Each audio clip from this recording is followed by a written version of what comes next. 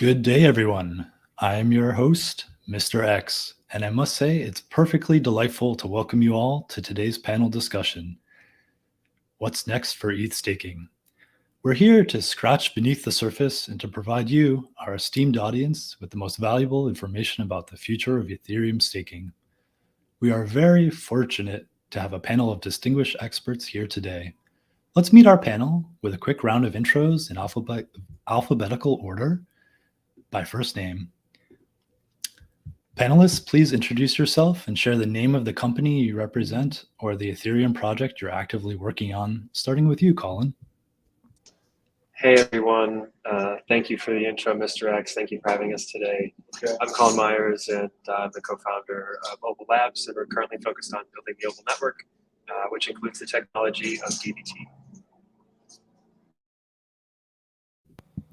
Thank you, Mr. X. I am Darren Langley.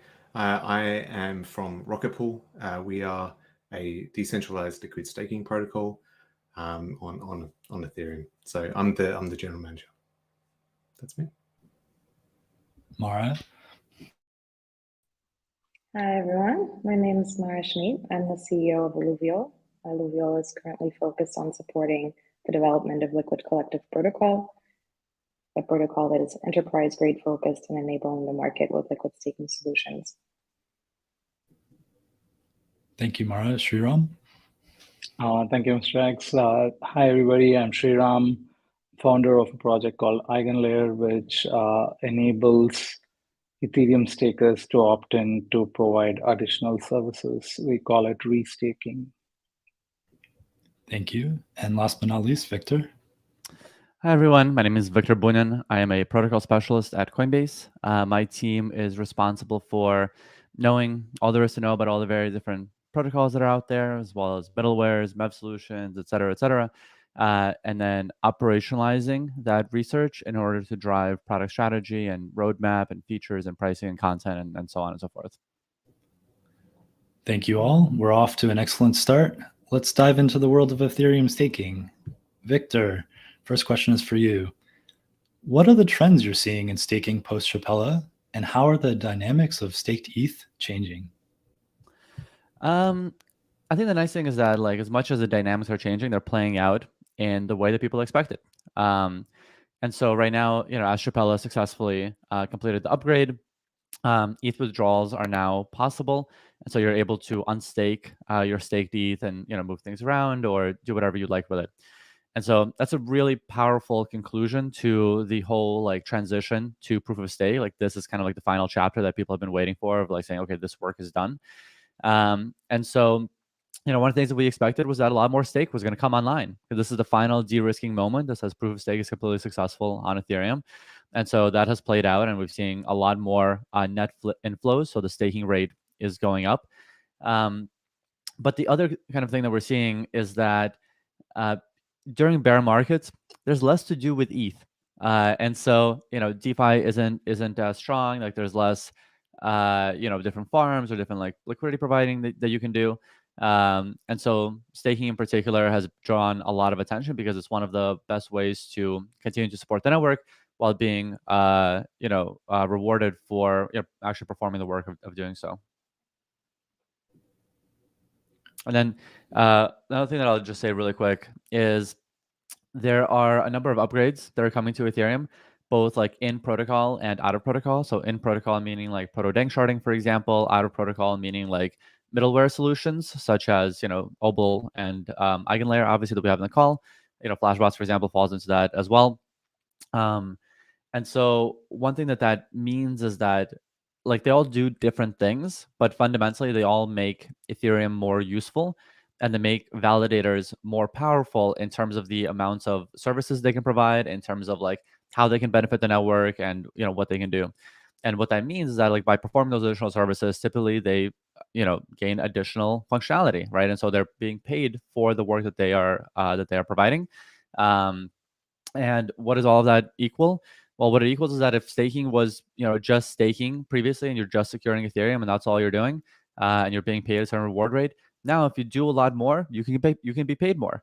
And so I do expect that as those opportunities continue to proliferate, and as Ethereum becomes more useful, being a validator will become more important and more valuable, and we expect for more people to stake as a result.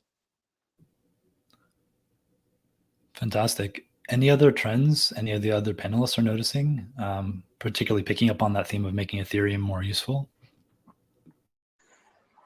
Personally, from where I sit, there's just a lot of new projects, which has been cool to see, you know, from like Genesis to withdrawals. The design landscape for a protocol was fairly limited in its design and honestly required a lot of rework to build.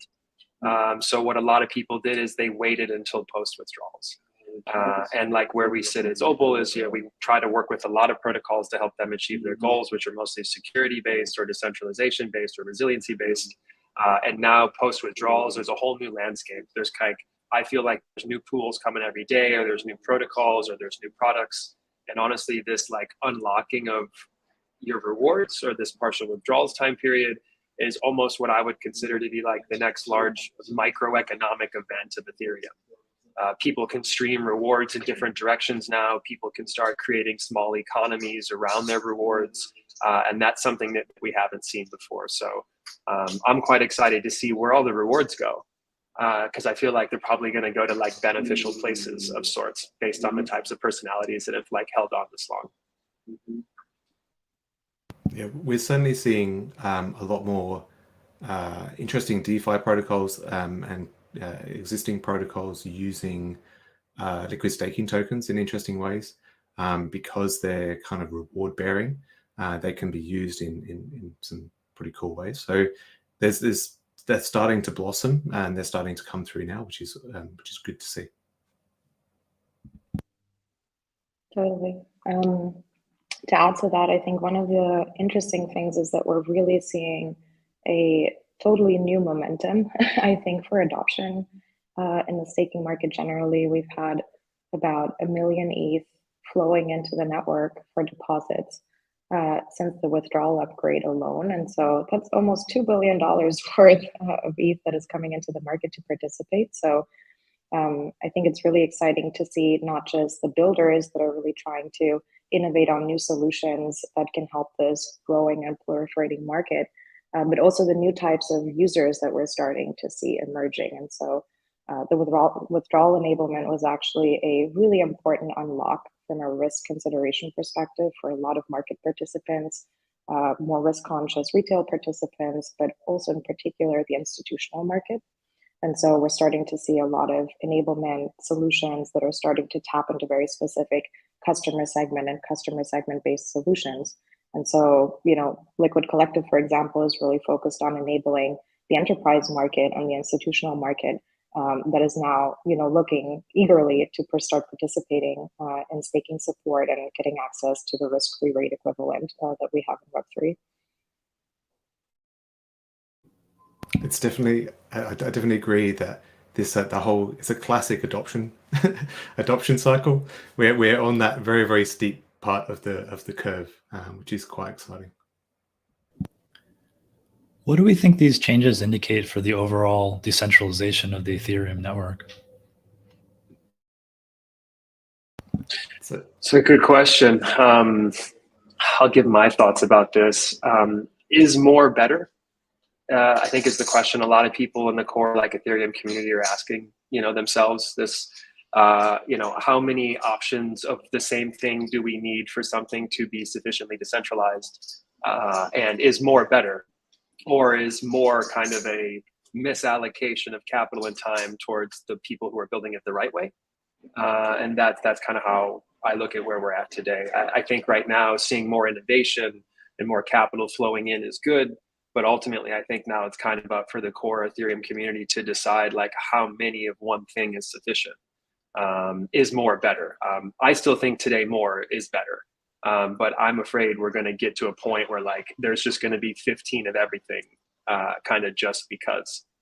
So I'm quite curious to see how we all coordinate with each other around like the inherent centralization vectors of opening up more growth, right? Because you'll go through this period of more growth. There'll be a bunch of new protocols come in. There'll be a bunch of new ideas, and then eventually they'll kind of fall back and fall out, right? As we go through the next cycle. So is more better for decentralization, or is more focus in specific areas better? These are some of the trends I'm focusing on. Yeah. I actually, when you said is more better, I thought you were going to take it another way. So I'll take it that other way, which is that, you know, as you, like right now, if you just have ETH validators, right? One of the nice things about how Ethereum is designed is that it's designed for regular people to be able to run validators. And it's not like, it is not the easiest thing in the world, but it is a doable thing. And there's a lot of individuals that are running them. And so like, as you start adding additional things to the validator running experience, right? So now you're like, okay, you're not just running a validator, now you're also running MEV-Boost, right, from Flashbots. You're also running Obol. You're also running EigenLayer. You're also running, you know, Rocket Pool. You're running like a bunch of different things, right? Like in some configuration. All of a sudden, like if you're, let's say, just running a validator versus running it with all these things, like now you might have a totally different rate of reward, right? Because you're doing more versus less. And so if it becomes like too hard for individuals to run all these things, and so they're like, hey, I'm getting less rewards. Like, why would I do that? Why don't I just like, you know, stake with someone else that is doing all that work? And so one of the questions is like, will that actually diminish, you know, the proportion of the network that is running solo validators, or are people, you know, going to either put up with it, or will they accept a lower rate of reward? So that's kind of like one question that I have. And so I think that, like, you know, right now, you know, there's certainly groups that are taking like the individuals running validators like really, really seriously.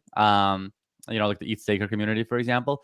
I think that work is going to continue to become more and more important as these different modules mature, and just to make sure that that continued experience is as easy as possible and as close as possible to what it is to run just a single individual validator.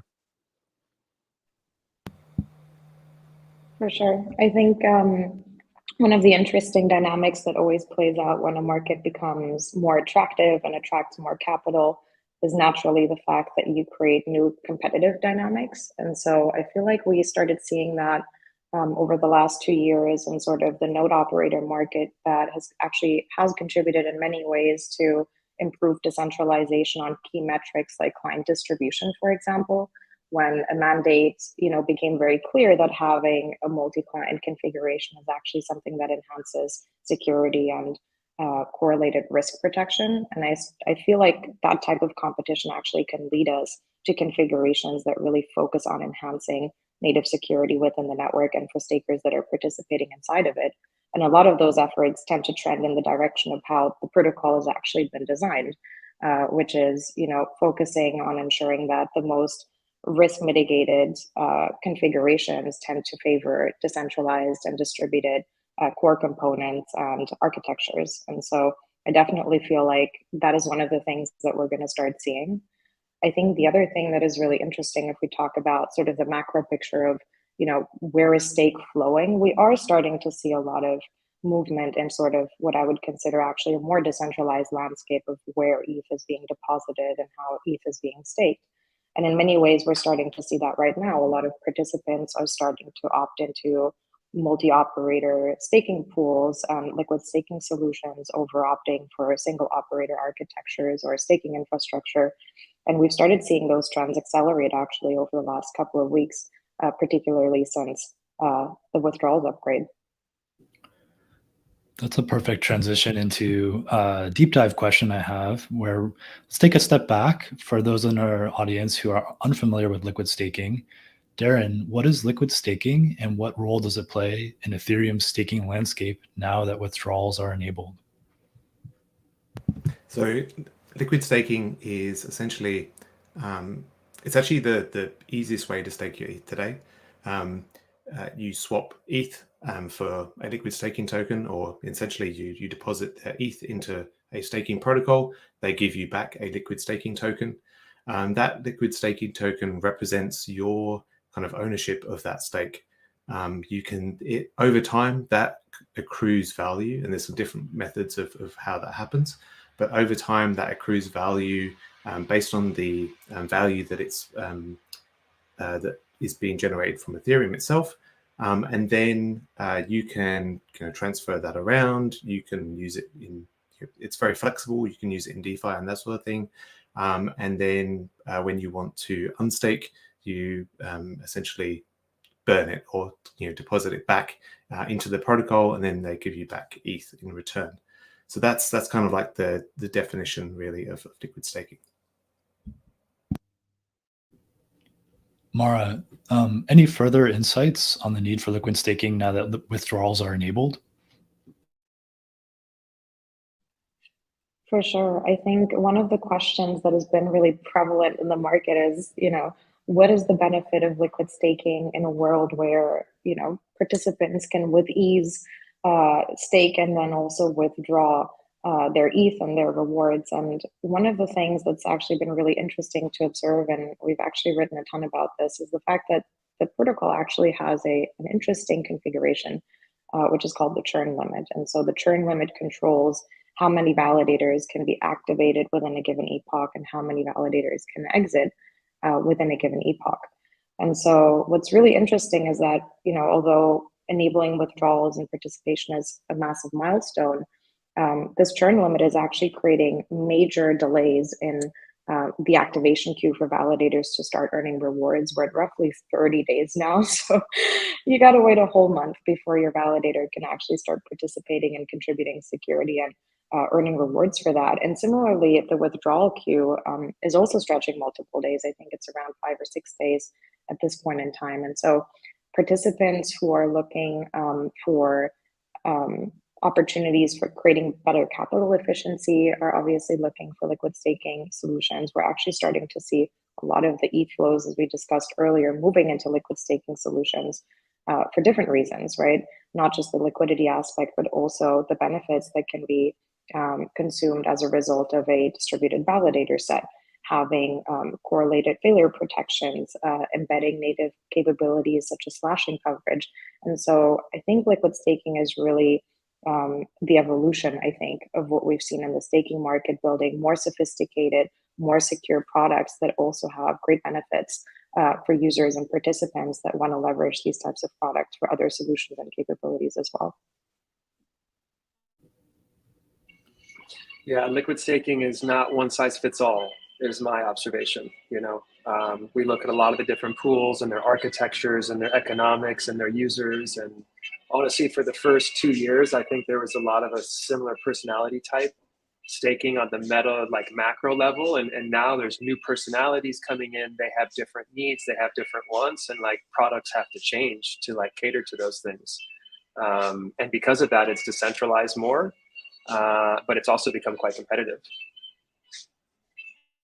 What's quite cool is that we're kind of already seeing decentralized options competing with more centralized options in terms of both scale and performance, which is really exciting, and it's definitely a glimmer of hope for Ethereum in terms of making sure that it stays decentralized.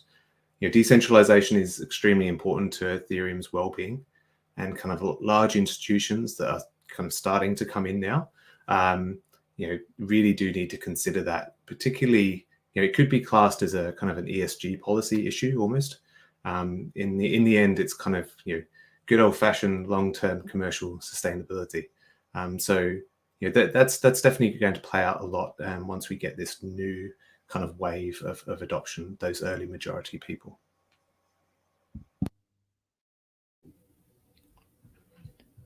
Victor, are there other items on Ethereum's roadmap this year that may affect staking participation, like proto-dank sharding? What exactly is proto-dank sharding? Yeah, thank you. It's more often referred to, EIP 4844. But essentially, right now Ethereum's all in on the L2 roadmap, and so L2s are the future of Ethereum, and so one of the big problems for L2s is essentially like where to put their data, and this has repercussions for their security model. And so right now, if you were to just put it onto Ethereum, there's like a pretty finite amount that you can put onto it, and it's not really built to handle that kind of data in those types of quantities, especially for where we think the L2 space is moving. And so one of the changes Ethereum is making is it's changing a little bit about how the blockchain works. It's changing a little bit about what validators are going to be responsible for around the storage of data and how that data is basically like stored and how long it's stored for. And it's changing those characteristics in order to better enable L2s to put their data on chain in a way that enables them to have security and have the features that they would like. And so that's one of the important changes, because not only will validators be obviously paid for it, but it is changing the dynamic of how validators actually accrue rewards in terms of like what they make. Because right now, like all these L2s that any data that they put on chain, they're just essentially competing with regular transactions, and they're like being part of like the same kind of like process as like Uniswap transactions, for example. But if you really think about it, like it doesn't really make a ton of sense, because any data that they put on chain like doesn't interact with other smart contracts, other things, other whatever. Like it's never going to be like, it doesn't need to be ordered in the same way that like a Uniswap transaction needs to be ordered, where like ordering really matters. So there's a whole bunch of different things there. And so what we're seeing right now is like this transition for the role of the Ethereum blockchain, and how do you better optimize it for where we think the use cases are going to be moving in the future. And so it's a pretty big one. There's not a clear answer of like, will the amount of fees go up or go down? Like nobody really knows, and we can have some assumptions. But I think like fundamentally, it goes back to what we were saying earlier, which is that it makes the Ethereum blockchain more useful. It makes it better able to support the use cases that it would like to support, which is to be a settlement layer and to be a place where L2s can thrive and all these other things.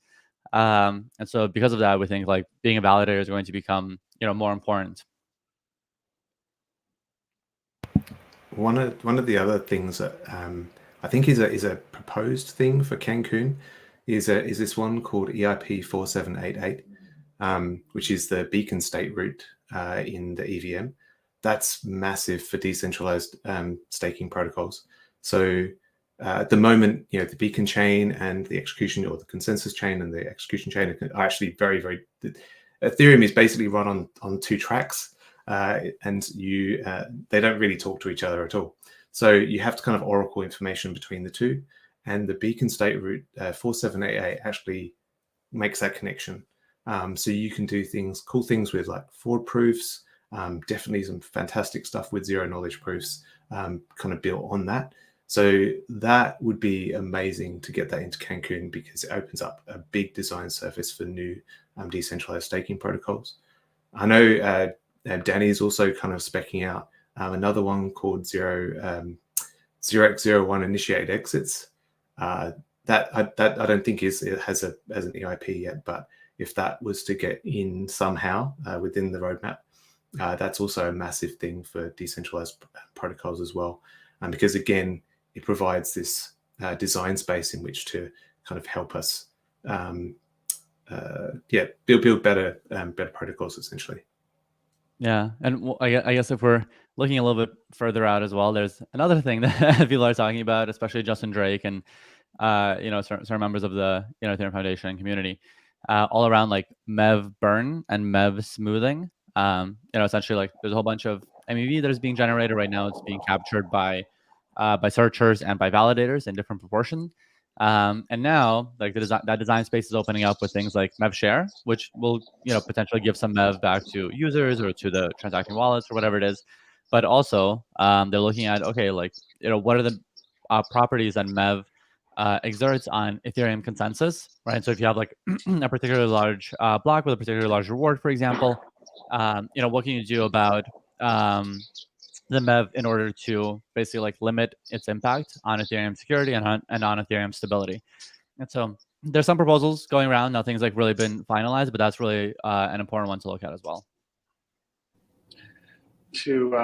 Just to kind of comment on what had Darren mentioned, just to give like listeners concrete examples, these are two also very important initiatives that are important to Obol. We've been kind of lobbying for these things as well. For us, the beacon state root, for example, is very important as we work on our V2, which like there's many things that take Obol from V1 to V2 or DVT from V1 to V2. But one of them is being able to like objectively prove that someone in a shared cluster is not doing their performance. And to accomplish this, it is a series of fraud proofs and verifications. And without the beacon state root, it's completely financially infeasible to even like build our V2. So that's a big one for us. And then on the 0x01, or however we're kind of calling these forced withdrawals, in a shared validator environment, it's like very hard to like force withdraw that situation in a collaborative manner based on how withdrawals work today. So that's another big one where, like, you know, Obel and the distributed validator cluster with a group of people run into a, how do we get out of this situation? That 0x01 or whatever you want to call it now, call it just forced withdrawals, or a new form of getting out of withdrawals, is also important for like the future DVs as well. Yeah, just adding on something on both of these points, the smart contract triggered withdrawals is, you know, particularly crucial for what we're building at EigenLayer. The idea being that in the way EigenLayer works is when you're staking, you can set your withdrawal credentials. Normally, you would set it to yourself. Instead, you add one additional step in your withdrawal flow. You set it to a smart contract, to the EigenLayer contracts. And in the EigenLayer contract, you set the withdrawal address to yourself. So you're kind of taking one step up. And one of the things, coordination problems between EigenLayer and Ethereum is that when you opt into EigenLayer and something happens that you misbehave on some other protocol that you staked to, how do we let Ethereum know of that? And one way to do it is to actually trigger the withdrawal. And so this is, in situations where we actually need smart contracts to talk to the beacon chain. So you can think of both of these upgrades, the beacon state root, as information passing from the beacon chain to Ethereum, and the smart contract triggered withdrawals as passing information from the execution layer to the beacon chain. So I think both of these are quite important for unlocking more primitives, more trustless primitives in the staking ecosystem. In the meanwhile, we are kind of all of the different protocols have different ways of having a make-do solution, and the one that we are using for bringing the beacon state to Ethereum is using some kind of zero knowledge proofs from what is called the sync committee. So that's what we use to bring the beacon chain state root. But I think having that be enshrined in protocol is actually a far better solution. Darren, I would like to dive into Rocket Pool's Atlas upgrade, where you're introducing 8 ETH mini pools for node operations, or LEB8s. What are the benefits of lowering the barrier to entry for node operators? And do mini pools make it easier for small validators to join the big cats? The big cats. So from a Rocket Pool's perspective, obviously lowering the barrier to entry is great for us. We get to scale a lot faster. Our node operators earn more, and liquid stakers actually end up paying less. So that's great. More broadly, though, lowering the barrier to entry increases participation, and increased participation raises the overall stake, providing more economic security for Ethereum. So that's pretty important as well. It also brings in more independent small-scale node operators and home stakers. There's always going to be this kind of like power law of stake, where you have a lot of stake being staked by a few people. But what's really important for Ethereum is this kind of a long tail. The long tail is extremely important for decentralization. With decentralization, you then get all these flow-on effects. The higher resiliency, the credible neutrality, all the things that we want from a truly global settlement layer. So that's essentially the benefits of lowering that barrier to entry. More node operators. Ethereum needs more node operators, essentially. I totally agree and love discussion of long tails. Mara, how does a liquid staking protocol like Liquid Collective that has a more limited node operator set increase Ethereum's decentralization? Yeah, so we've been very, very thoughtful about the key requirements from a performance, security, and risk perspective for node operators within Liquid Collective's active set.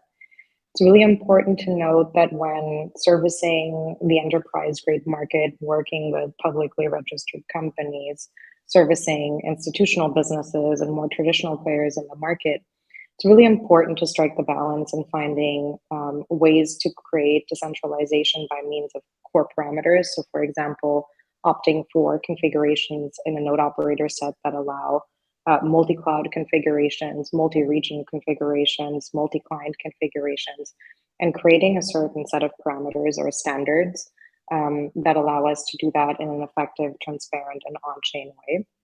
And so that's what we've actually spent the last couple of months on, really innovating and thinking through the different parameters and standards that we want to see within an expanding set of node operators that can really, set the bar for performance, but in many ways also for the decentralization parameters that we want to see within our node operator and the validator set that we actually have within the protocol. And so for us, it's actually really exciting because we're trying to figure out if there is a security optimization point within the context of the protocol itself. And so if you think about a node operator set that is distributed, that adheres to a certain requirement for diversity parameters within core architectures, and then you combine that with really interesting technologies like threshold signing capabilities in the context of DVT, then you can really hit a really interesting optimization point from a security standpoint, and in many ways also contribute to the core decentralization within the network itself with a solution that is really catered to meeting the needs of a very specific customer segment. So we're really excited to work with the community to release some of these standards over the next couple of weeks and months here. Fantastic. Colin, let's switch gears and talk about DVT. What is DVT, for those who are unfamiliar, and how far along are we in DVT's development? Yeah, great question. So most simply, I guess before I explain DVT, let's talk about a validator today. So how do we look at a validator? A validator consists of three things. The first thing is an individual public-private key pair. Boom, like cryptographic primitive number one, one set of keys. The next one is one machine that people just add multiple validators to one machine over time. And then the third one is an agent, call it a human or an entity. So today it's very monolithic. So the validator stack of today is super monolithic. It's an individual public-private key pair, it's one machine, and then it's either one person or one entity running that public-private key pair hosted on a machine. Super monolithic. So what we can do with DVT is that DVT enables you to run a validator across multiple machines and multiple people or entities at the same time. And from a Web 2 perspective, this is just simply a highly available validator and a thing called active-active redundancy. And a basic example of that is the 5 of us on this call today could all create a distributed validator together. All of us have a key share, all of us have our own machine. And then let's say Victor's house burns down. This is the second time I've used this analogy. Let's hope it doesn't happen. Let's just say Victor's house burns down. Our validator is going to keep going. And let's say while Victor's house is burning down, Darren's house actually goes down at the same time as well due to bad electricity in Australia, which sometimes during the heat can, actually happen. So now all we have left is Colin, Mara, and one other person. And the 3 of us can power this together.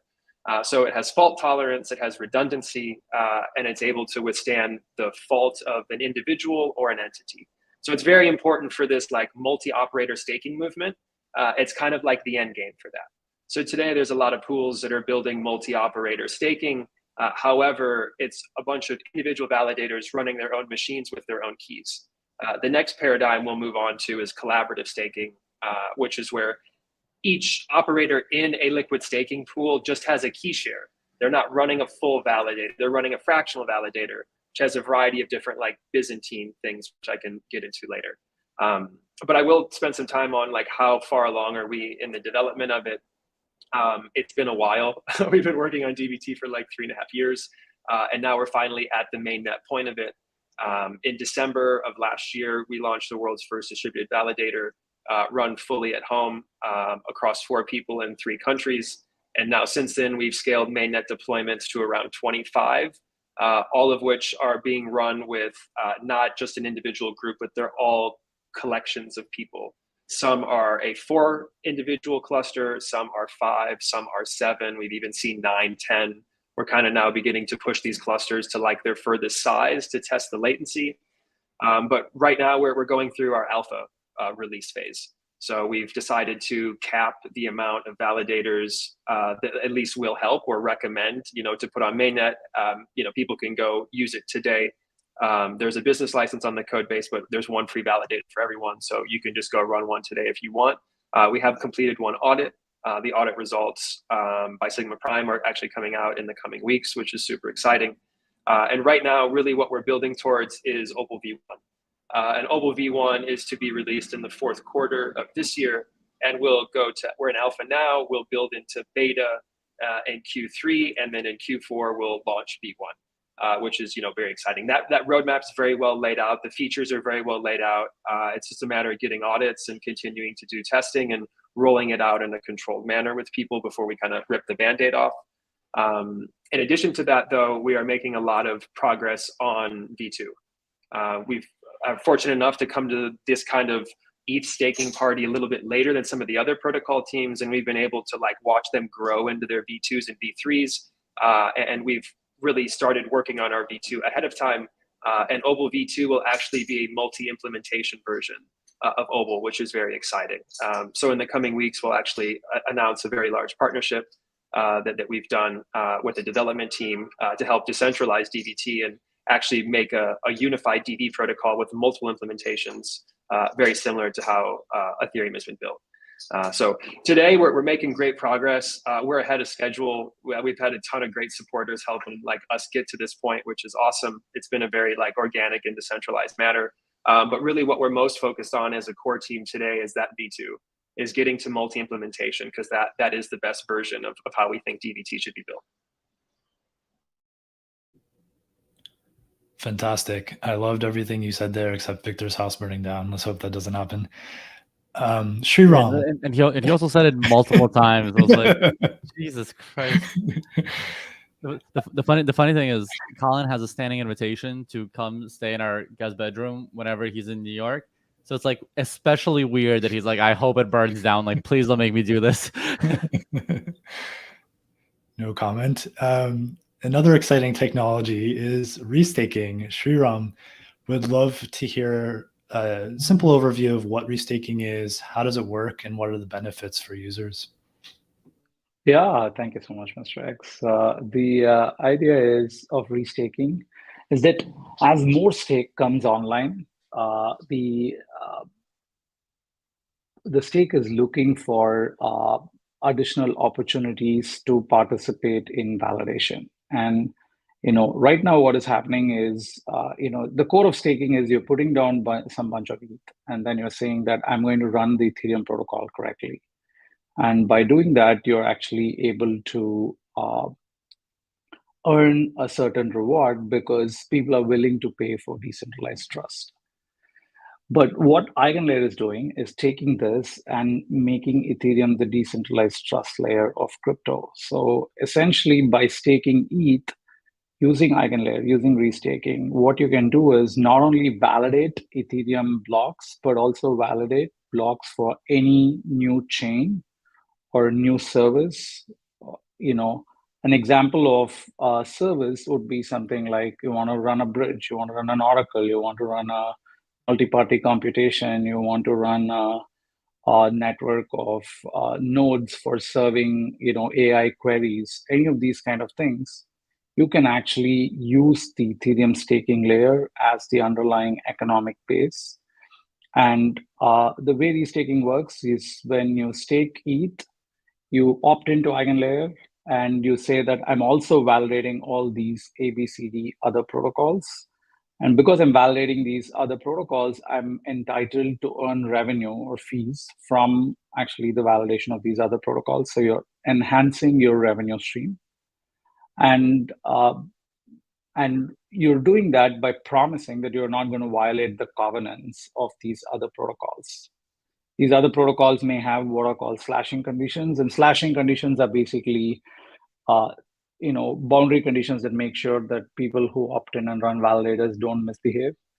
And for example, if you say you're storing data but you're unable to produce a chunk of the data on time on Ethereum, you may get slashed, things like that.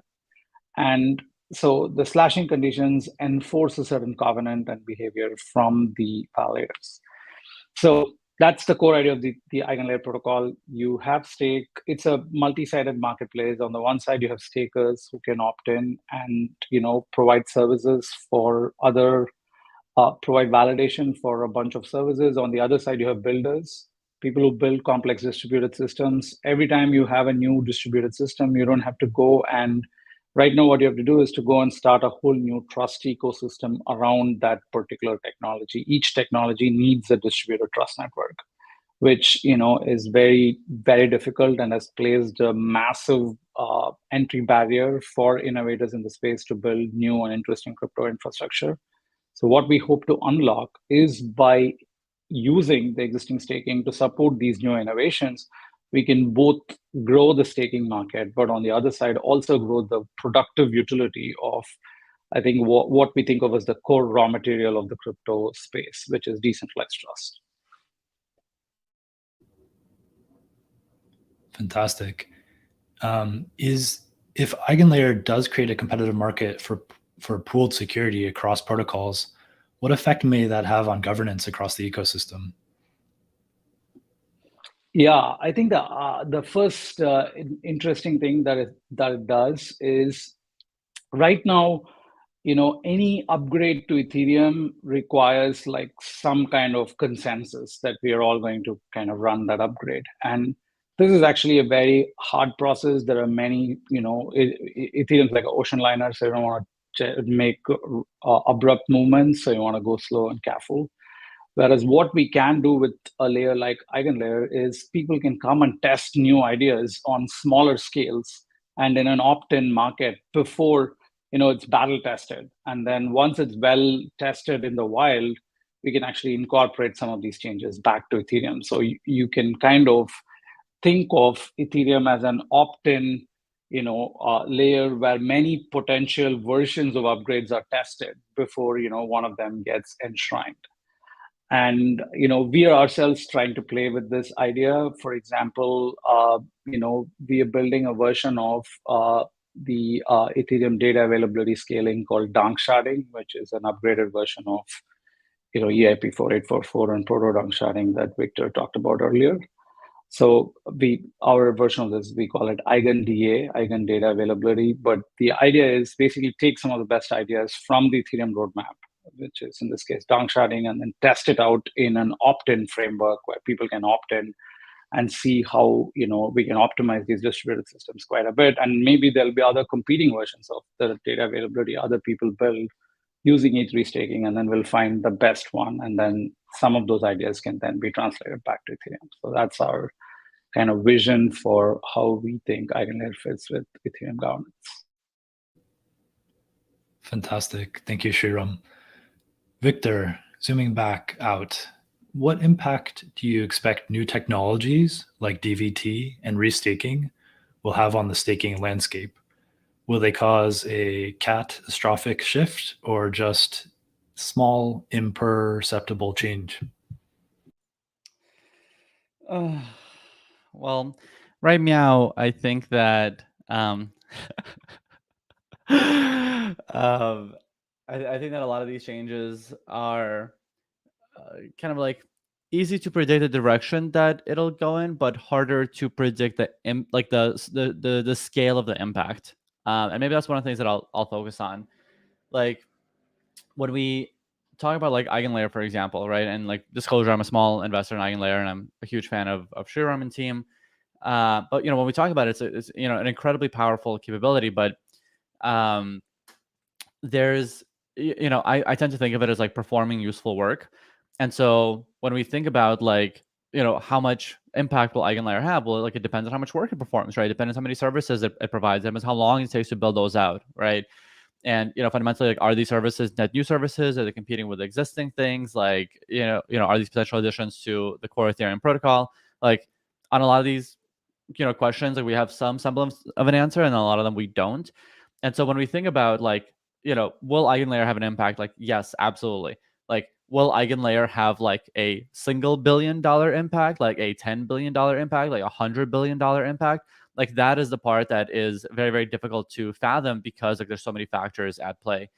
And so I think like we know, same thing for Opal, same thing for a lot of different protocols, like at the middleware layer. And so we know the direction that things will head in. We don't know like each individual thing, like the scale of the impact that is possible. Although we can take some assumptions around like bull cases and kind of like if things go right, what will it look like? But I think that one of the important things that kind of comes out of it is that like even if we don't know the impact of like each individual item, there is one underlying trend that we do know, which is that like the Ethereum core protocol is going to become harder and harder to change over time, right? It's going to crystallize. And so because it'll do that, that pushes innovation to the middleware layer, right? And so it's like, hey, the protocol kind of stays as it is. Like, what can you do? Protocol right? Protocol plus. And so I do expect for there to be more middleware solutions that come in the market over time, and more capabilities that get built out. And so I expect for like all of these things to create like a really, really powerful base on infrastructure in which not just Ethereum can function as like a blockchain, but all the different capabilities and services that like are built on top of crypto, and then would benefit from decentralized infrastructure. And that's what the Ethereum validator said it's like the most powerful piece of decentralized infrastructure in the world. One of the let's talk about shelling points, which I think is an interesting discussion. Everyone building in this space has a shelling point, which is a result of proof of stake, and the shelling point is 33%. So like, what happens then, right? Are projects limited in size? How big can you actually get with like while still adding benefit and not entering into that harm category? So most of the reason why like we're moving towards multiple implementations is to get in front of this shelling point topic, because like there are some pieces of a validator stack that if designed properly can maybe run more than 33%. There's other pieces that I think most of us have agreed should not in some areas. So everyone building here has the same shelling point actually, which is the 33% barrier. And really what you're trying to do is like continue to build helpful technology that enables you to scale past that still benefits the network and doesn't hurt it. And that's really an art form. And to be honest with you, like it's not an individual project goes and explores and finds out what to do at this point. It's actually like all of us learning from each other, working together, incentivizing our protocols together in different teams to figure out like how we continue like to grow products larger and networks bigger while still adding value and not bringing harm. The other side of that equation is like maybe the point of all of this is to not have a $10 billion company. What's wrong with 10 $1 billion companies that all have their own cultures and all have their own employee bases? And maybe that's the end game too. But I've seen this happen quicker in the staking industry rather than others because of the shelling point and the mathematical barrier of 33%. It's the first time protocols have been capped that have massive demand. So now what do you do? And it's a very interesting kind of exploratory phase. And I get comfortable with this because everyone who's working on that problem is here for the right reason. And they're doing so to help protect Ethereum while also like building great software. One quick thing I want to add here, which touches on many things from before, is the Ethereum protocol, the Ethereum staking protocol fundamentally wants two different goals. One is economic security, which is we want as much of stake as possible. The second one is we want decentralization. And unfortunately, protocol can measure the first one, but not the second one. So the entire, all of this discussion is downstream of this fundamental observation, which is staking supplies decentralized trust, which has two dimensions. One dimension is economic value, and the other dimension is decentralization. And we need both of these for the protocol to function, but the protocol itself can only measure and incentivize the first one, but not the second one. And so we think about this a lot because, we, as a marketplace for decentralized trust, we want to understand like both the dimensions of this and want to figure out like how to incentivize both these different dimensions. And one way we think about it is instead of, at the core protocol layer, it is not possible for us to measure and reward decentralization. But at the middleware layer, for example, in the restaking layer, what you could do is start incentivizing decentralization. As new services come and build on top, they say, I want a more decentralized validator set, whether that is measured by stake decentralization, whether that is measured by geographic decentralization or other parameters. And these kind of primitives, which actually concretely direct positive economic incentives for certain objective goals, like, for example, grow decentralization, actually start valuing the things that we care about and paying for it, rather than it being purely ideological and religious, which is where we are right now. Is decentralization is an ideological and religious objective, but not valued in economic terms. This is one of the things, my hope for EigenLayer, and hopefully at some point EigenLayer itself becomes part of the Ethereum protocol, something like that. But the idea is that decentralization needs to be measured and valued. It cannot be measured objectively on the Ethereum core protocol, but can be subjectively measured by people building on top and demand a more decentralized validator set. This kind of brings in all the different themes that we've been talking about here. Totally. I think, like, piggybacking off that, Sriram, we think about this like nexus a lot, and I think there's a corollary that we try to tether to a lot, which is decentralization is a challenging thing to measure, but has a direct corollary to risk. And so risk is something that most participants in the market understand, whether you're a protocol evaluating different configurations for a restaking infrastructure, whether you're a staker that is evaluating options in the market, contemplating different kinds of setups and what the risk-adjusted reward rate or even the risk basis looks like. And so risk, unlike performance, is actually more subjective because, if you look at different risk parameters, there's sort of the optimization point that people and participants are trying to find. And one of the things that I think we as an industry have to do together is actually defining some of these core parameters in such a way that they can be digestible and they can be understandable to participants, because it's only when the demand side of the market demands risk-adjusted configurations, they inherently end up demanding more decentralized solutions. And I think if we can support that education as, stewards of the Ethereum protocol and the ecosystem overall, it is that education that we should invest in, because it can help us create a market where an educated user base and an educated builder base can come together around efforts that support a more decentralized or favor more decentralized architecture for solutions overall. Fantastic. Thank you, Mara. I want to take one question from the chat that has generated a lot of discussion. The question is as follows. Is anyone working on integrating Obol/Charon with Rocket Pool nodes? Last week's ETH outage caused a heartburn for Rocket Pool node operators running Prism and Teku. Fault-tolerant Rocket Pool clusters soon.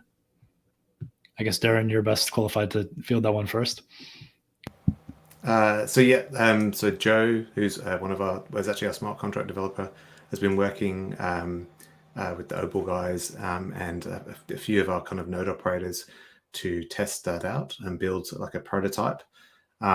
It's more from a kind of a collaborative staking sort of setup rather than like a full kind of permissionless staking thing. So it's more for if you know the people that you're staking, but it's certainly looking promising. It's working. It's running on our kind of early testnet. So that's a fantastic start to that kind of journey. Yeah, and on our side too, it's been pretty interesting. So like in the early launching of our first mainnet clusters, we did like a Southeast Asia cluster, which has nodes in India, South Korea, Australia, and New Zealand. We've been like running at-home validators in those areas, like checking latency and seeing what's going on. And our initial intention for that was to just do it on Rocket Pool. And then we got really close and we're like, let's not do like validator number 3 on Rocket Pool mainnet. Let's like wait a little bit. So then we actually deployed those on testnet at that point in time, and we deployed that same configuration just on mainnet as a regular validator. And now we're getting closer to like making it a reality. Both teams are working on their own things to fix. It's been pretty cool and collaborative. But yeah, I hope to see more on testnet, and I hope to see a couple on mainnet soon. I think finally, now that we've got about 20 or so, I think 26 on mainnet, it's a good time to probably start, pushing more into the protocol area of our adoption. Whereas, actually all of our mainnet adoption hasn't been with protocol teams, which, to be honest with you, actually has its own set of barriers to entry. Getting DVT inside of a distributed community that has governance is not easy. It's not like one person's like, oh, I really want this. You need quorum, you need consensus, you need an integration plan, you need a roadmap. So, and honestly, in our go-to-market strategy with protocols, like the ones that exist with stake are more difficult to adopt, even though they're more convicted because they have social coordination topics. Whereas if you look at someone like EigenLayer, who's like approaching its launch and getting ready to launch, that's a much better area where we're focused at today, because we kind of have two mutual things that we both want to achieve, right? Like EigenLayer wants to launch, they want to attract stake, they want to make sure that ETH is getting in there, and we want to make sure that ETH is protected by DVT, essentially. So yeah, each kind of go-to-market partner for us has had their own complexities, but the governance element's actually pretty tough. Well, it's fascinating. I wouldn't call it tough, but it's just time-consuming at the end of the day. Yeah, doing business development with protocols is like selling to the government or to the town hall. So you need to kind of know the town hall members, talk to them, get consensus. It's a whole process. I think it's funny. Some of us here interact with the Cosmos ecosystem, where this is maybe the most kind of prevalent, where you have very, very different kinds of people who are all on the governance. That's pretty much my job 24/7. I think it's funny. We're working with our community at the moment on a roadmap prioritization, so that's going to be a lot of fun.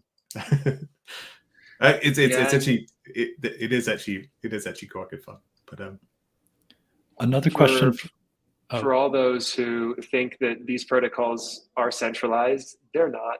To be honest with you, there is no one or two people that you go to get anything done and accomplished. Like there is a level of decentralization there, and it's difficult to interact with sometimes. There's no doubt about it. It's good fun, but it's hard to coordinate at the end of the day because they aren't centralized. Who's in charge is like really a real question, and like that feels good. But as a person trying to get a protocol integrated, sometimes it's like, dang, why can't this thing just be centralized? Yeah, so this is the I think the agility versus democratization trade-off that I think we all have to grapple with here in the crypto space. Yeah, a dictatorship is very efficient. Authoritarian rule is very efficient. Democracy is very inefficient, but participatory governance is definitely worthwhile. We're almost at time, so I want to ask the panel if you could each say one or two sentences of the thing you're most looking forward to regarding ETH staking. It could be something you already mentioned. One or two sentences on the thing you're most looking forward to regarding ETH staking in the coming year. And I'll start with you, Victor. Oh, God. Okay, good thing I thought about it really quick. So this is, we talked a lot about all the stuff, so I'm just going to mention something that we haven't talked about, which is that I'm thinking a lot about intents. And so intents are fundamentally different from transactions. It's expressing the desire for a particular outcome, but not specifying the path to get there. Like I have $100, I'd like to buy $100 of X meme coin, but I'm not saying I want it through Uniswap or Curve or whatever. I just want it, right? Like who can deliver that for me? And so the systems and the networks that can potentially service those intents and match the requester and the entity that's fulfilling it. I'm really, really curious to see how validators and staking will play into that. It's an area of very open research. Nobody knows the answer. But that fundamentally changes how transactions occur and the paths that they take, and how they enter the mempool and all that stuff. So that's a change that I'm looking forward to seeing how it plays out. There's no firm roadmap, but that's something that's we haven't discussed before. Fantastic. Who wants to go next? I'm happy to. Oh, Mara, go ahead. Sorry. I I feel like we're just getting started. I think there's been such a fundamental, focus on core protocol development and some of the really important upgrades that have happened, are going to happen, that are going to unlock even more support for modularity within the ecosystem. But I think when you start thinking about, even within this very short time span, I would probably not call it even the last 12 months, we're really starting to see how staking and staking products and staking rewards are starting to become productized. And so we're starting to see the emergence of solutions that are building way on the top of the stack. Aggregation, indexing, hedging, we're really starting to see a lot of that develop. And I think that's super interesting. And it's happening on both sides of the market. So in the DeFi space, we can do really fast development and really being able to articulate a lot of the value propositions that are going to be really interesting. So like Victor, you're kind of thinking about this intent and aggregation market. I'm thinking a lot about, how do you productize rewards and the yields that associate with them? How can you create different types of products that ingest and incorporate them in different capabilities? And we're starting to see that on the CeFi side too. And so we see a lot of players coming into the market now, really starting to think about, if I can't hold ETH on my balance sheet, how do I get access to ETH rewards? I guess I can do market neutral trades now because there's products that I can leverage and liquid staking receipts that allow me to do that. And suddenly you start seeing how the foundation that we're all building together unleashes such a tremendous amount of innovation on top of it that really this feels like the beginning, to be honest. So I think we all got to do a lot of work in the next couple of years to make sure that the fundamental layers of this new liquidity layer in the market is really robust and really secure and really is able to meet all the different customer segments and their needs in the market. Fantastic. If we could keep these to 1 or 2 sentences, I know we're a little bit over time, so I just want to wrap up and be respectful of everyone's time. Thank you so much. Personally, for me, I think we're at a ZK renaissance time period. Oh, did I freeze? Oh, I'm back. Sorry, I froze for a second. For me, I think it's more of a ZK renaissance happening since we've been working a lot to actually create real trustless validators. There's a lot of improvements that need to happen in the ZK plumbing system. However, right now there's a lot of good investment going into that to actually help these protocols expand into their future versions. And the last thing I'll leave everyone with is the way I look at it based on the world I look at is everyone's been asking what is the killer use case for blockchain for years, just like email was for the internet. What everyone is forgetting is that blockchain is the killer use case of applied cryptography. We can't do any of this unless cryptography increases and produces and improves over time. So I look at the cryptography world, and that's what I'm most excited about, to help all of us do the next thing that we need to do. I'm going to reiterate lots of points. Watching the water rise on the industry, definitely. That's going to be very, very exciting. We've put a lot of effort into Ethereum staking, so it's good to kind of see things come to fruition and new technologies and the Ethereum roadmap, 4788 and all of that good stuff. From our end, I think the thing I'm most excited about is seeing the transition of Ethereum from the this monolithic, blockchain to basically being just the base trust layer for everything. That's the thing I'm most excited about and looking forward to. Fantastic. Thank you all. Thank you all for joining us in this engaging exploration of the future of Ethereum staking. To our esteemed panelists, thank you so much for sharing your perspectives. This is an exciting time for Ethereum.